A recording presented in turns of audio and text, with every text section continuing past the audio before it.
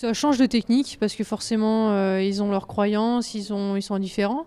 Mais on passe d'un gars hyper motivé et plein d'entrain et d'énergie qui était Fred, avec tout le temps être... ouais, il était très très investi, à quelqu'un qui est pareil, qui est très, très motivé, très investi et qui a envie de pousser ce groupe. Donc au final, on a quand même quitté une très bonne personne pour en trouver une très bien aussi. Et c'est cool de voir qu'on a réussi à garder cet esprit d'équipe, cet état d'esprit, et qu'on va pouvoir continuer à le pousser sur les hivers qui arrivent. Je pense que là, on a mis les choses au point avec les objectifs, on a coché des cases, on a mis les cases, on n'a plus qu'à, c'est facile à dire, mais on n'a plus qu'à aller cocher les cases cet hiver en tant que groupe, et c'est cool, ça donne envie, c'est motivant, ça donne envie d'aller s'entraîner.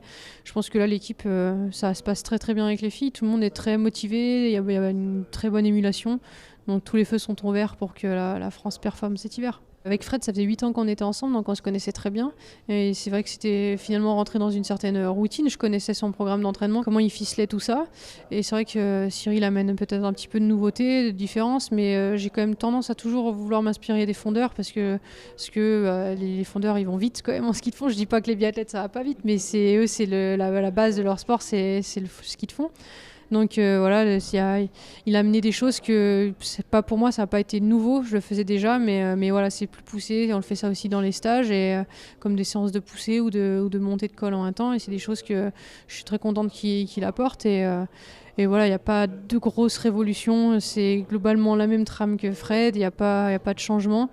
Mais je pense que de toute façon, pour aller atteindre un objectif, il y a plusieurs chemins, il n'y a pas une seule manière de faire. Je pense qu'on peut le voir avec les nations, tout le monde ne s'entraîne pas pareil, et pourtant l'hiver, quand on a un dossard, tout le monde peut être performant. Donc il faut trouver sa voie, trouver ce qui nous va, et faire comme on le sent aussi. Et c'est pour ça qu'il y a pas mal d'échanges avec le coach et de discussions, quoi. Moi, j'aime bien un peu regarder ce qui se passe. Ça me fait pas poser de questions. Là, Cyril, je le suivrai les yeux fermés. Il y a pas de souci là-dessus. Chacun a ses méthodes. Et donc, je regarde ce qui se passe parce que je me dis, tiens, pourquoi elle fait ça? Des fois, enfin voilà, je m'inspire.